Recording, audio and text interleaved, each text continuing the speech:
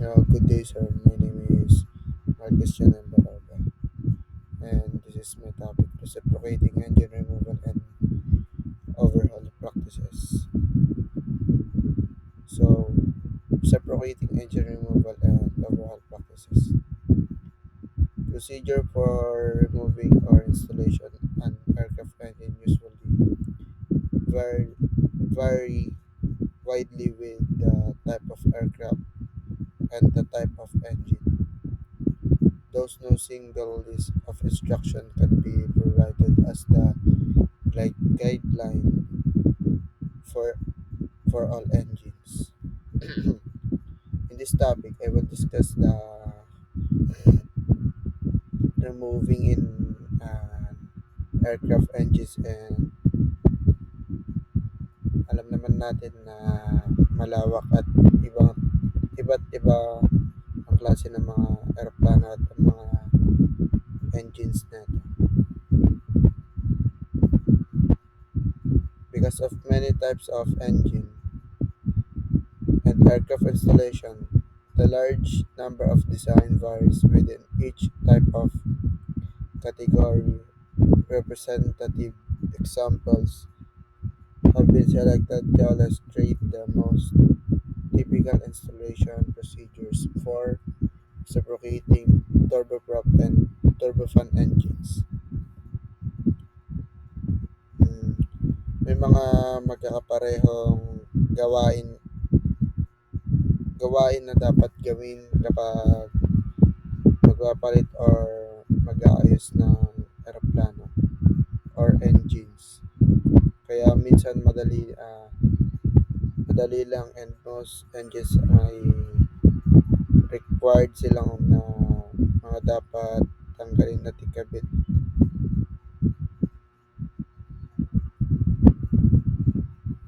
Reason for removal of reciprocating engines. Information to aid determines engine condition that required removal is included.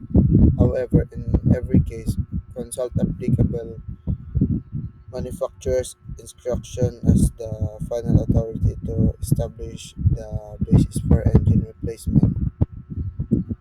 It should be emphasized that while procedures for specific engines and aircraft are included in this chapter, many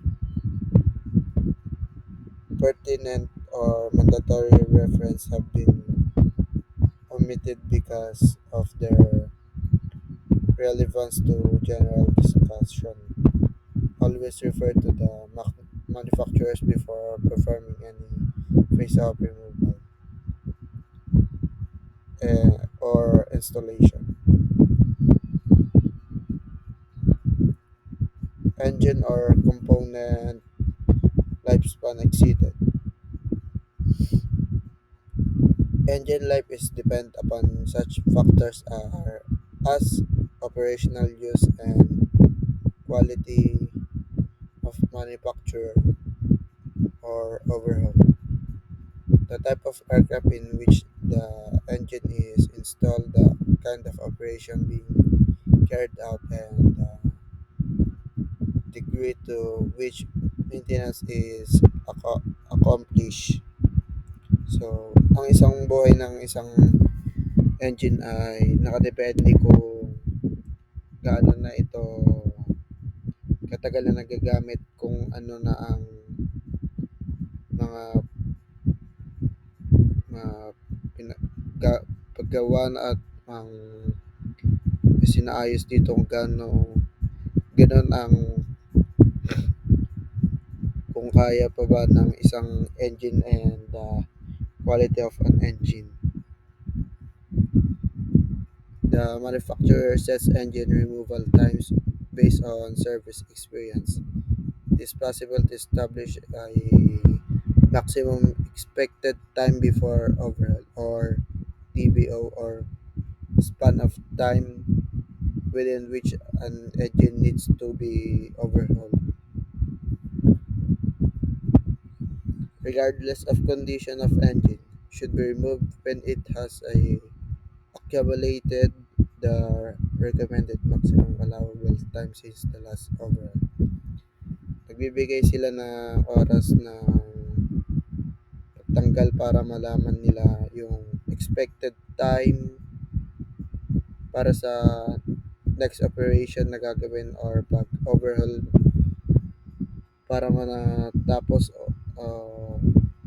overhaul o matapos or hindi, regardless kung ano man daw ang condition ay kailangan alisin pag na reach na yung time ng flight niya, flight hours. Next slide. Sudden stoppage.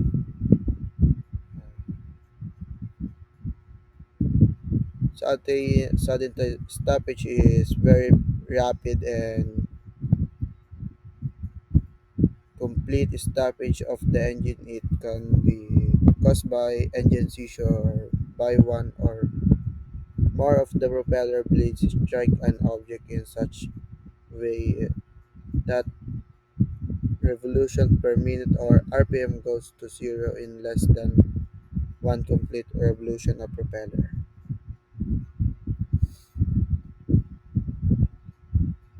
Uh, Sudden stoppage may occur under such condition as complete and rapid collapse of the engine landing gear, nose over of the aircraft, or crash landing. Sudden stoppage can cause internal damage such as cracked propeller, gear teeth, gear train damage, crankshaft, or counterweight becoming detuned or misaligned or damaged propeller bearings. When suddenly stoppage occurs, the engine usually requires replace or disassemble and inspection as per manufacturer's instruction.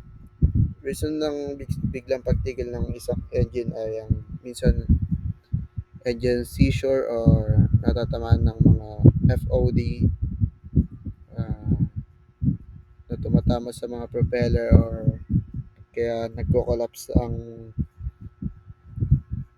mga o kaya nadadamage ang mga propeller blades na nakatama sa propeller. Pag collapse naman din ng landing gear is nosing over the aircraft and isa ay ang pag-crash ng isang aircraft total damage, kumbaga kung di man labas yung problema, then it's possible naman na sa loob ang damage or internal damage. Pag nangyari ang ginagawa ay required na ayusin agad at disassemble at kailangan i-inspect para makita kung anong dahilan ng pagtigil ng eroplano para mapalitan kung ano man yung nasira sa aircraft engine or aircraft parts. Next slide.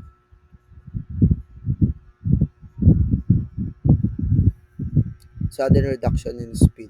Sudden reduction in engine speed can occur when one or more of the propeller blades strike an object at low RPM. After impact, the foreign object is cleared and the engine recover RPM and continues to run unless stopped to prevent further damage. While taxiing an aircraft,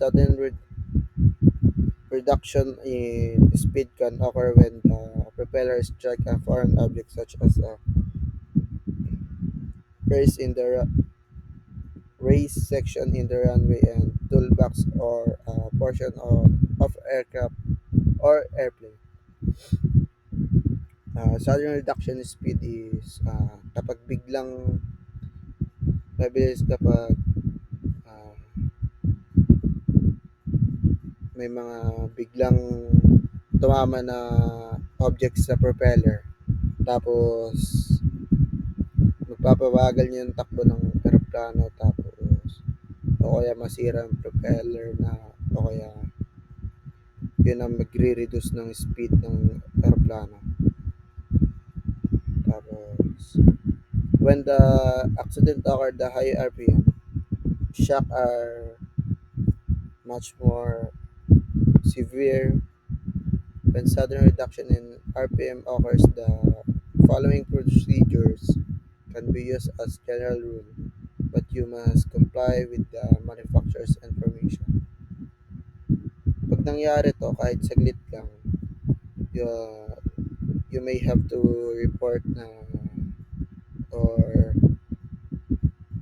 said o kaya sabihin sa manufacturer to inspect para makita yung damage or kung saan may mga damage na kailangan ayusin or palitan na parts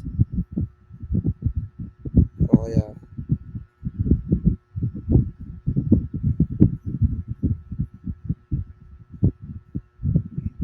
make a through internal inspection of the engine mount crankcase and nose section to determine whether any parts have been damaged.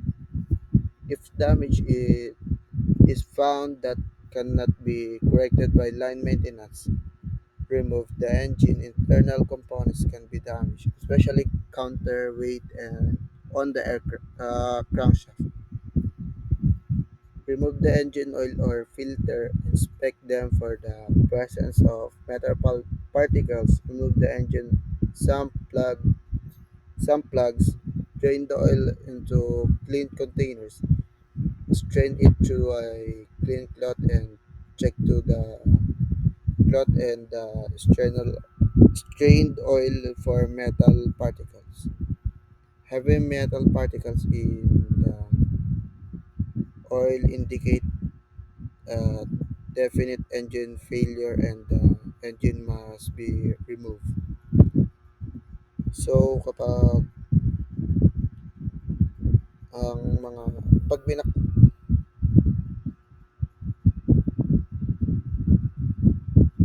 metal particles in the oil, metal particles in the engine oil screen or the magnetic chip detector are generally an indication of partial internal failure of the engine.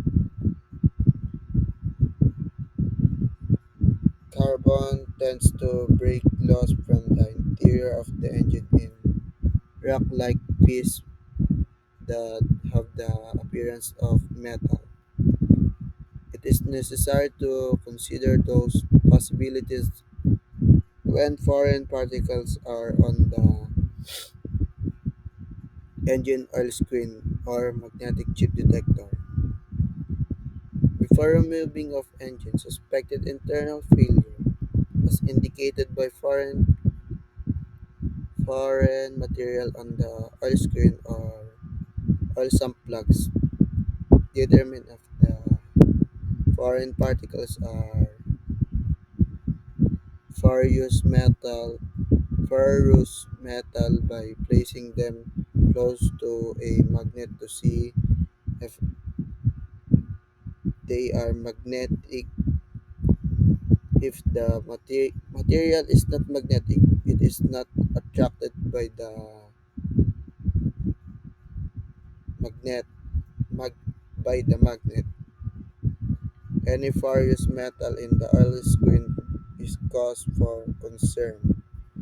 Very small amount of non-ferrous metal, especially after major engine maintenance, can sometimes be normal if the particles are metal determined by the probable extent of internal damage. So, ang sinasabi niyan is kahit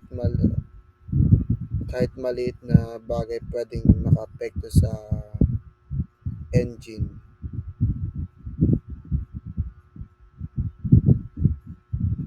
Next, spectrometric oil analysis engine inspection program. Spectrometric oil analysis program allows an oil sample to be analyzed and search for the presence of minute metallic elements. Due to all circumstances, circumlation throughout an aircraft engine, every lubricant that is in service contains microscopic particles of material element called rare metals. As the engine operates over a certain amount of time, the oil picks up very small particles that stayed suspended in the oil. The advantage of the oil analysis is an increase in the safety noticing an engine problem before engine failure. It also saves money by finding engine problems before they became large problem or complete engine failure. This procedure can be used for both turbine and reciprocating engines. All analysis can be used to diagnose impending engine failures and would be a reason for removing the engine from the aircraft and sending it to overhaul. Uh, Spectrometrics ay an oil analysis program ay isang tool or technique para i-check or i-test yung condition ng oil lubricated mechanical system. And isang advantage ng pag-check nito ay mas nasisigurado yung kaligtasan dahil makikita dito yung problem ng engine bago ito mag-fail. Turbine engine condition monitoring programs. Many turbine engines are monitored by engine condition program that helps determine the health of the engine in service. This can also be called trend analysis performing monitoring, but it consists mainly of monitoring certain engine parameters daily and watching for tense shift or change in the engine parameters. A shift in the key parameters or change over time could be warning that the engine has serious internal deterioration and should be overhauled. Ang turbine engine condition monitoring program the word monitoring halos lahat naman ng engine kailangan i-monitor para ma-maintain na kung maayos ang kondisyon ng isang engine.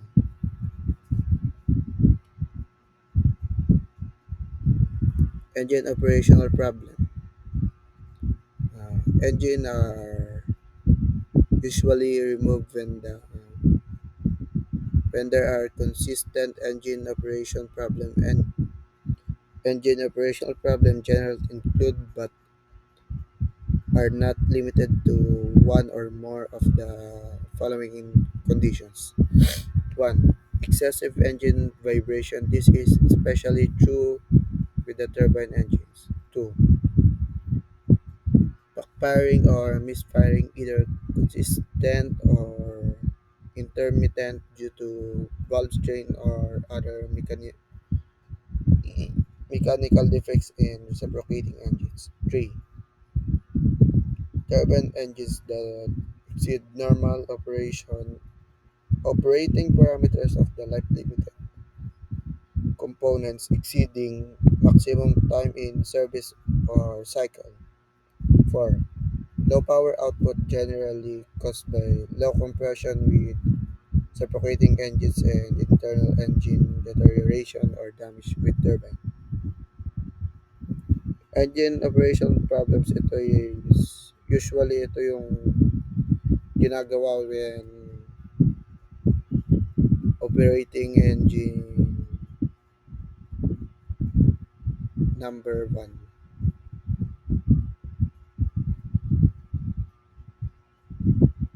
General procedures for engine removal and installation.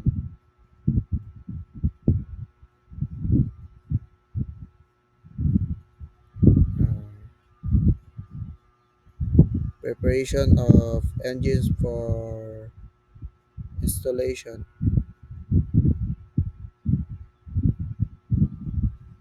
So after the decision has been made to remove an engine, the preparation of the replacement engine must be considered. The maintenance procedure and methods used vary widely. Commercial operators uh, maintain operations require the most efficient and expeditious replace of aircraft engine, usually rely on systems that utilize the quick engine change assembly or QECA, also sometimes referred to as the engine power package. The QECA is essentially a power plant and the necessary accessories installed in the engine.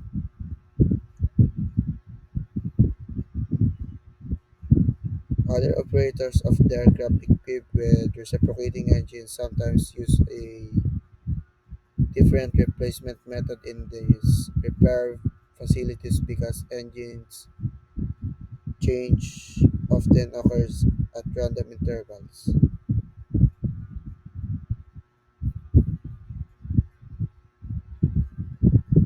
Next,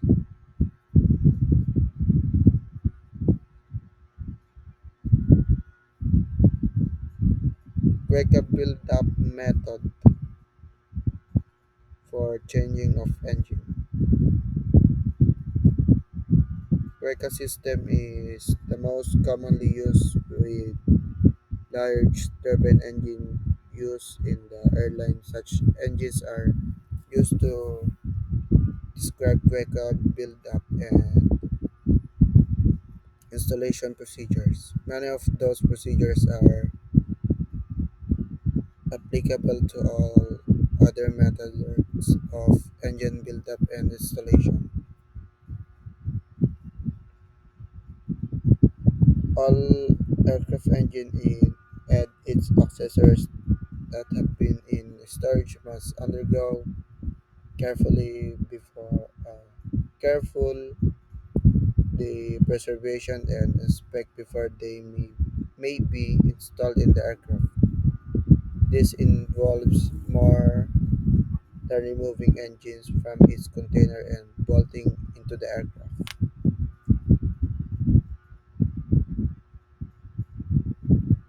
Pag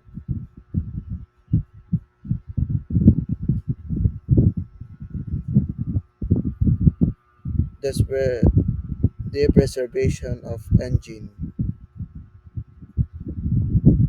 After the engine has been secured to an engine stand, all cover must be removed from the point where the engine was sealed or closed with ventilatory covers, such as the engine breathers, exhaust outlets,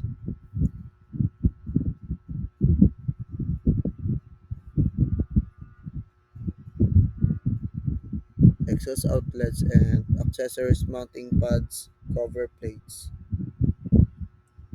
Care is emphasized in the inspection of the cylinder the even if it's necessary to remove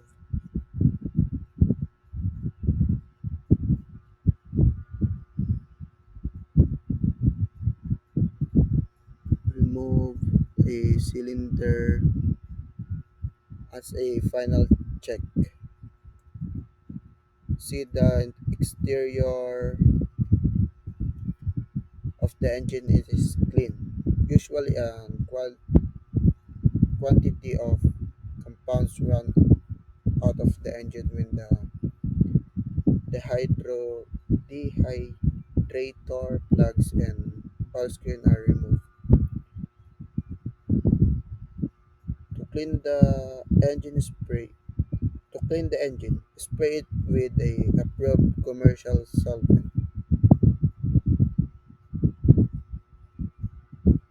Pag nasa work area yung engine, all are ready to start na tanggalin yung dapat tanggalin. Tapos sa final checking, kailangan siguraduhin na maayos at lalo na dapat malinis. Next,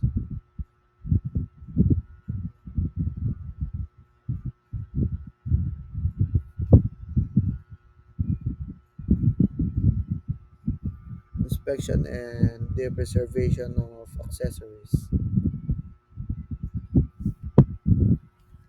An engine's performance is no better than the that of its accessories. Though the engine has been completely overhauled and it is top condition, any oversight or error in installing the accessories can resort to improper engine operation or even reparable damage to it.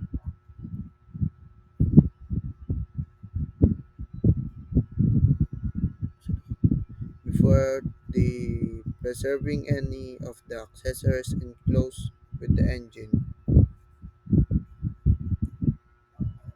consult the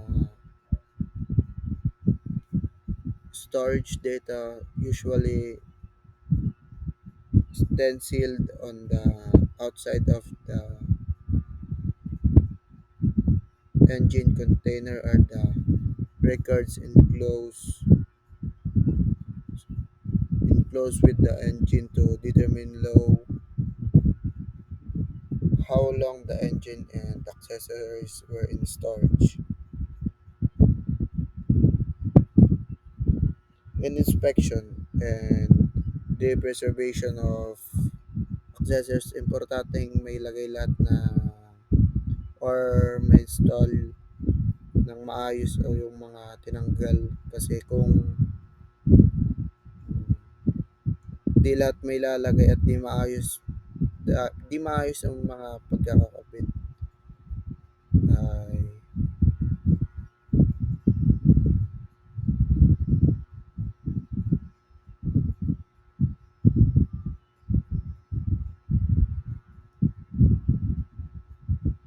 meron posibleng ma-damage or hindi maayos ang pag-operate ng isang engine. Then consult the storage data. Certain accessories that normally accompany an engine from overhaul are considered unsafe for use if their time in storage has exceeded an specified period. This time varies according to time limits prescribed by manufacturer. Next slide.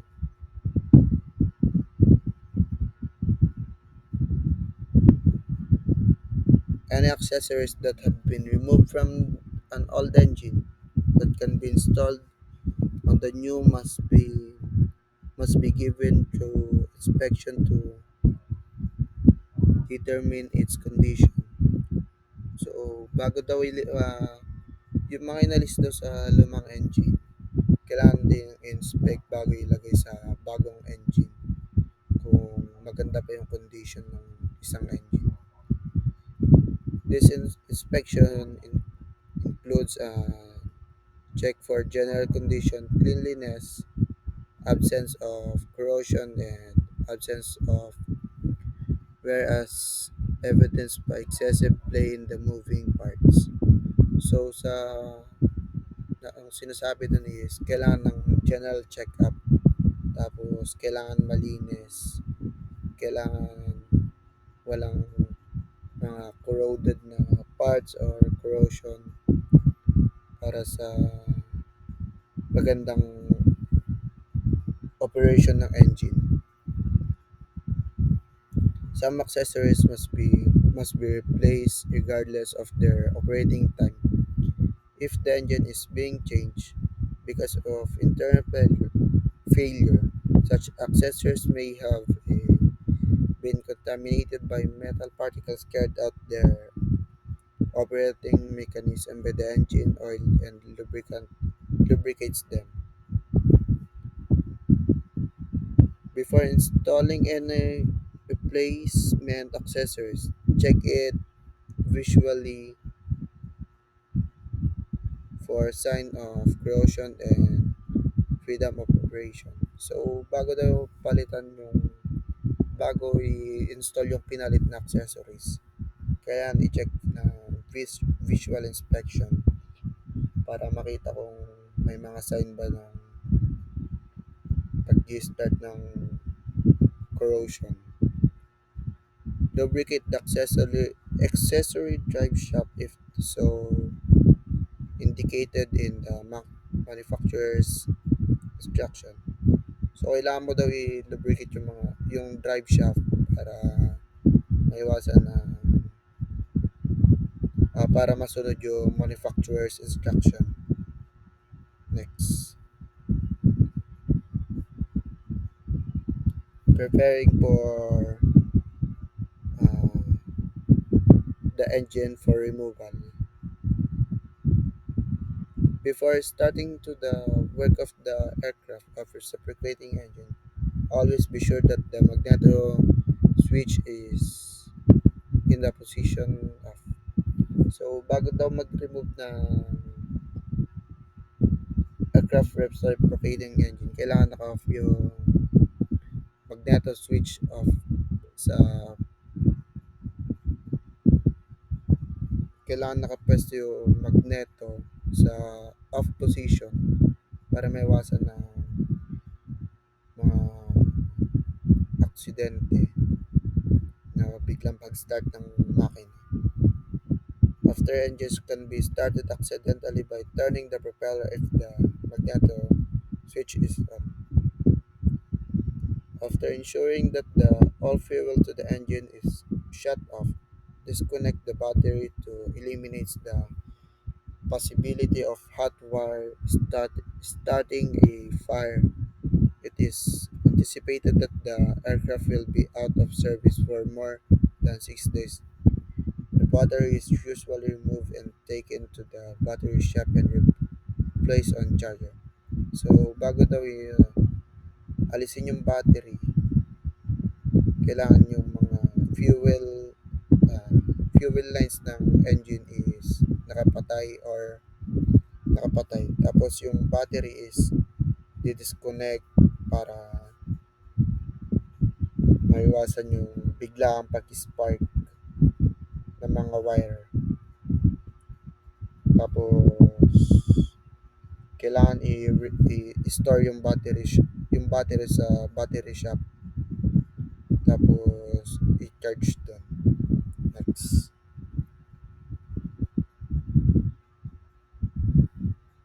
make sure there are enough fire extinguisher near at the hand to meet any possible emergency. Check the seal of the of those of this extinguisher to be sure that the extinguisher dis, have have not been discharged. So kapag gagawa ka daw sa mga kumbaga repair ka ng mga wires, make sure na may fire extinguisher na malapit sa iyo para may madali kang makuha na fire extinguisher kung may emergency na sunog or biglang pagliyab. Tapos i-check yung seal ng fire extinguisher kung nagamit na ba or hindi pa. Check the wheel check the if these are not in place, the aircraft can and probably will inch forward or backward during some crucial operation. So bago daw i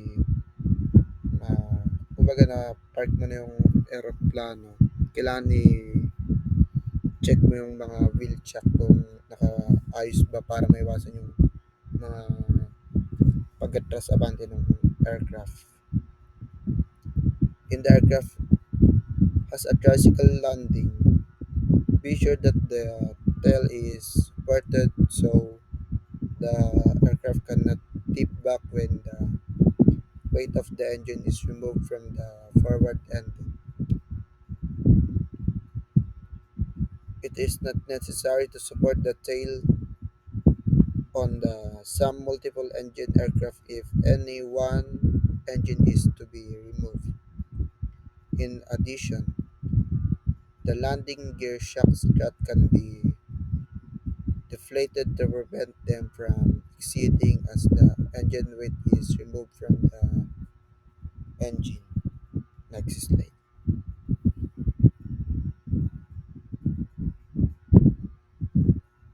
After taking those necessary precautions being removed, the cowling from the engine, as it removed, clean it and check for cracks so the necessary repairs can be made while the engine change in the progress. Change is in progress. So, pag naka-remove daw yung engine, check nyo yung cowling, tapos linisan or i-check kung may mga cracks para maayos na rin habang inaayos yung makina or yung engine. Place all cowling that does not need repair on rack where it can be readily found when the time comes to install on the engine. So yung mga lahat ng cowlings kailangan ay is naka-place lang sila sa rackware sa rack para madali lang kunin or hanapin kung saan mo inilagay. Para kapag i-install na ulit yung engine, madali lang mahanap. After removing the propeller should be removed for inspection or repair.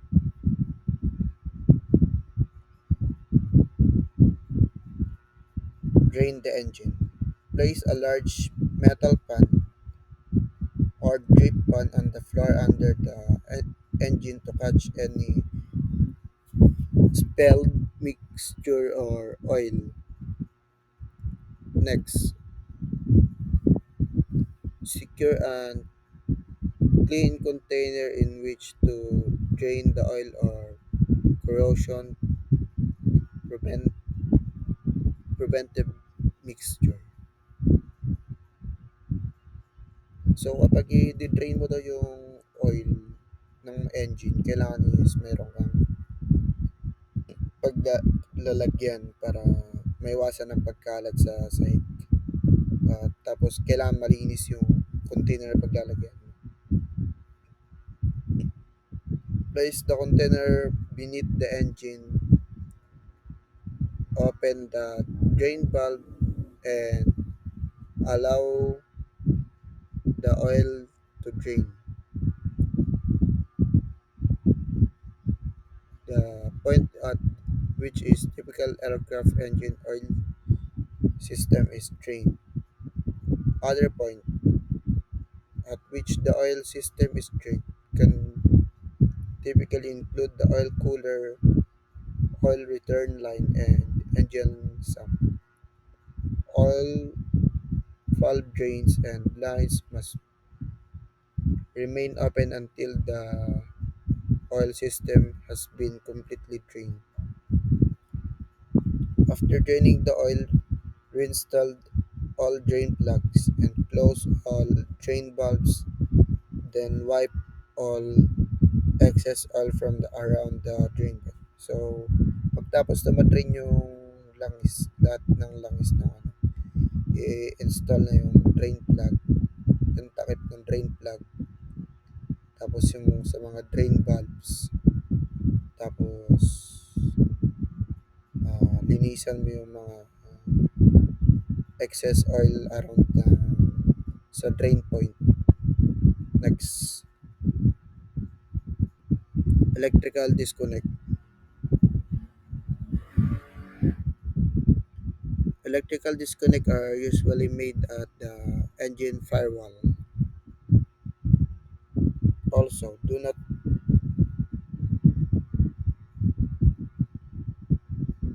leave long electrical cables or con- conduits hanging loose since they may become entangled with some parts of the aircraft while the engine is being hoisted. It is good practice to coil all lengths of the cable or flexible neatly and tie or tape them to some portion of the assembly being removed. Wrap moisture-proof tape or over the exposed end of connectors to protect them from dirt. Dito sa electrical, kailangan mag-ingat dito. Wag dapat hayaan yung mga wires na nakalaylay kasi ah, kasi pwede itong magbulbuhol or magbuhol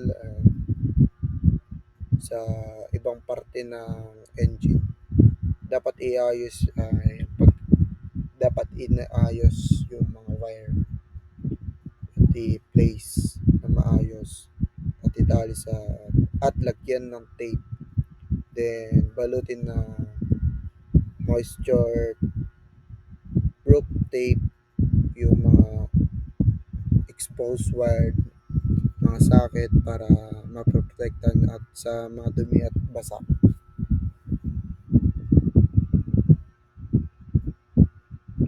The engine controls rod and cables connect such units as the carburetor or fuel throttles valve and the mixture control valve with their manually activated control in cockpit.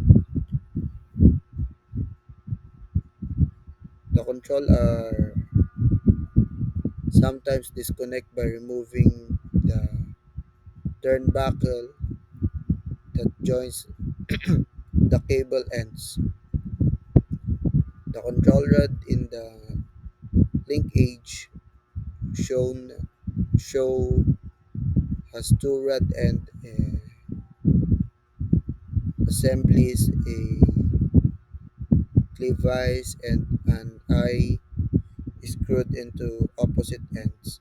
Those rod those rod end assemblies determine the length of the control rod by the distance then they are screwed into it, and they are locked into position and check nuts.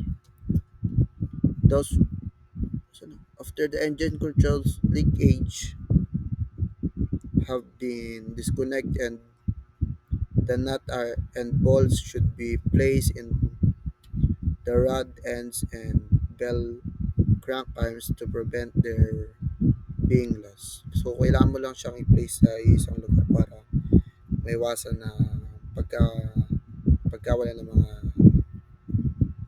gamit ng mga engine controls. Next,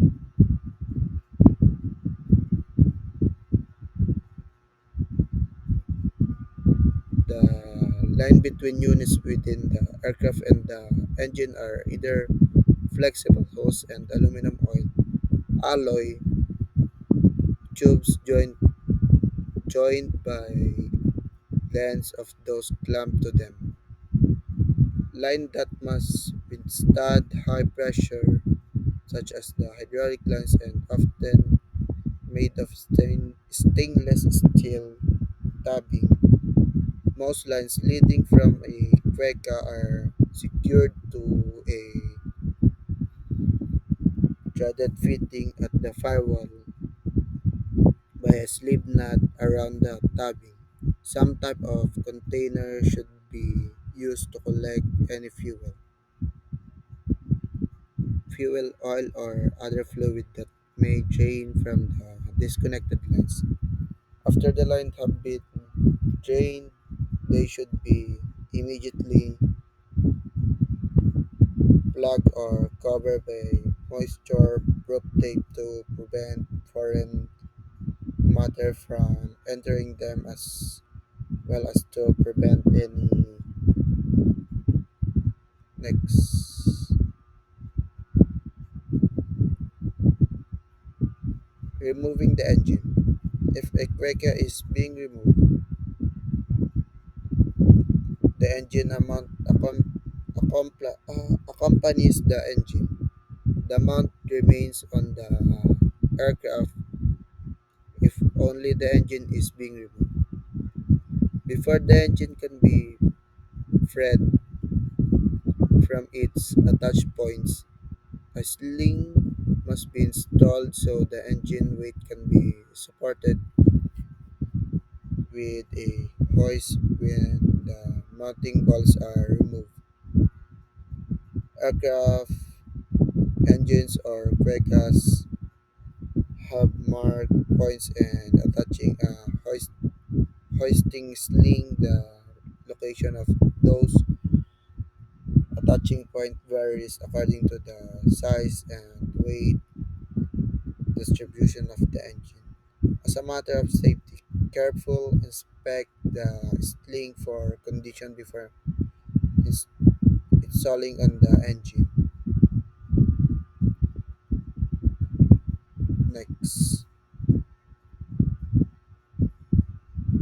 before attaching the sling to the hoist, be sure that the hoist has a efficient capacity to lift the engine. So the engine center of the gravity should also be taken into account of the engine is hoisted.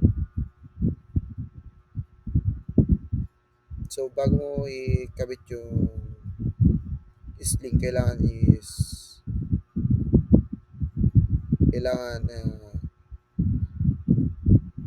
sufficient yung capacity na kaya niyang buhatin. This hoist assembly is specially manufactured for the purpose of removing engines and other large assemblies for aircraft. So dinesign siya para sa dinesign siya ng man, na, na manufacturer para sa mga malalaking removing engine or large assemblies ng eroplano. Some frames are fitted with powered operated hoists. Those should be used with care since considerable damage can be done if an inexperienced operator allows a power operated hoist to overrun. This hoist and frame should also be checked for condition before being used to lift the engine. So kailangan bago mo siya gamitin is kailangan siyang yung mga frame kailangan is check muna bago siya gamitin bago mag-lift ng engine or mga assemblies ng aircraft. Next,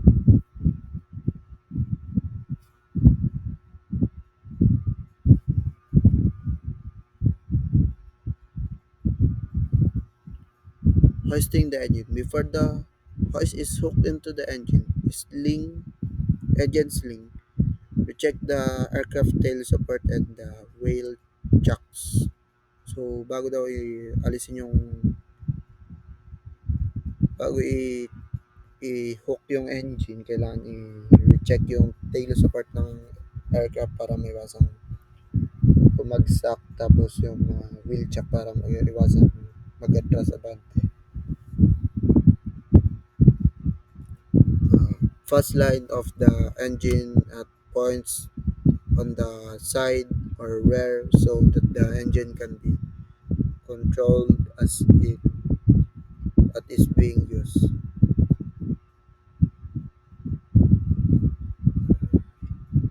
Hook the hoist into the sling and hoist the engine just enough to relieve the engine weight from the mount attachment. Remove the nuts from the mount attachment in the order recommended in the manufacturer's instruction for the aircraft. If bolts must be removed from the mount attachment, be sure that the engine is controlled before doing it. If the bolts are remaining in the mount attachment, the hoist can be gently maneuvered upward or downward as necessary after all the nuts have been removed. When the hoist has removed all the engine weight from the mount attachment, the engine should be essayed gently forward or away from the aircraft. When the engine has removed, it can be carefully saan ako?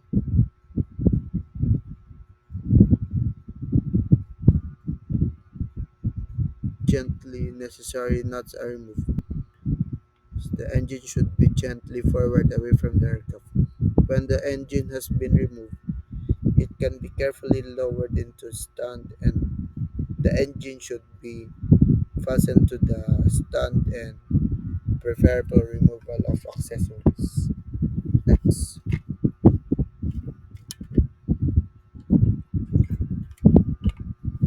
note the procedure just discussed applies to removal of most reciprocating and turbine engines. Any variation in details is outlined in the manufacturer's instruction. Before attempting an engine removal, always consult those instructions for the aircraft concerned.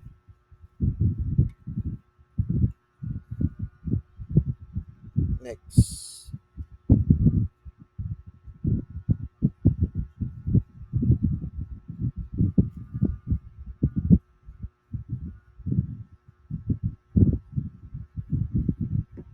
hoist and mounting the engine for installation.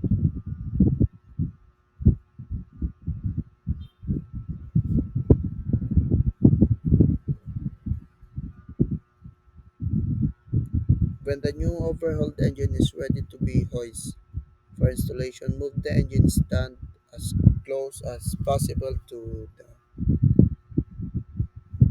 nacelle in which the replace is being installed. The engine stand may be removed and the hoist frame positioned so the engine can be hoisted easily into the nacelle. To prevent injury to the crew or damage of the aircraft engines, be sure that the engine is steady when moving the hoist frame. Engine nacelles are rarely designed for the engine to be fitted and bolt into place as though it's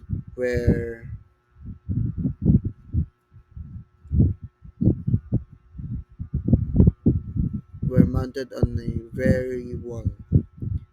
The engine must be guided into position and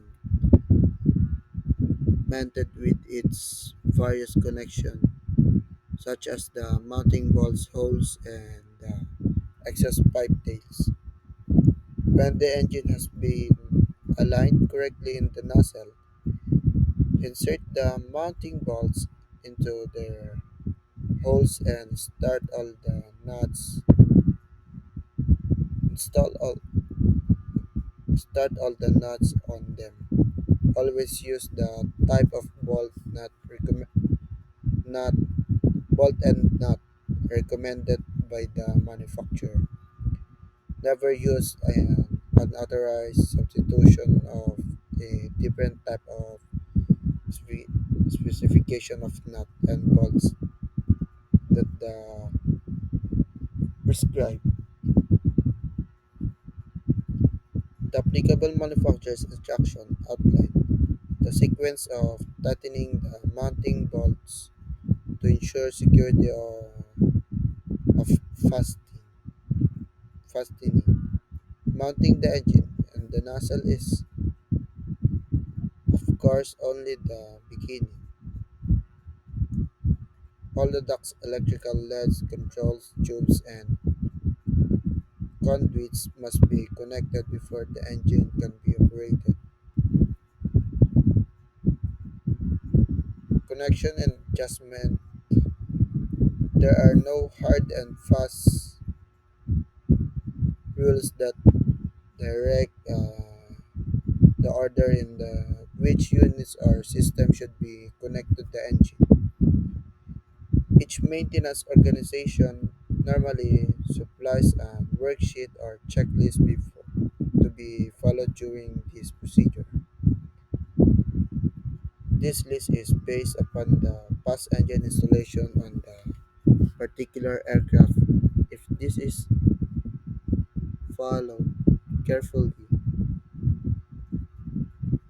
it serves as a guide and efficient installation.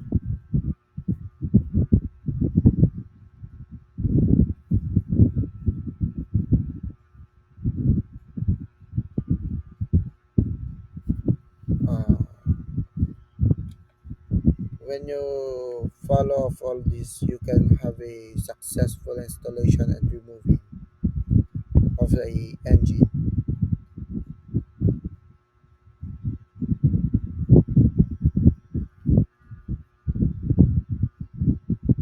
And thank you for listening.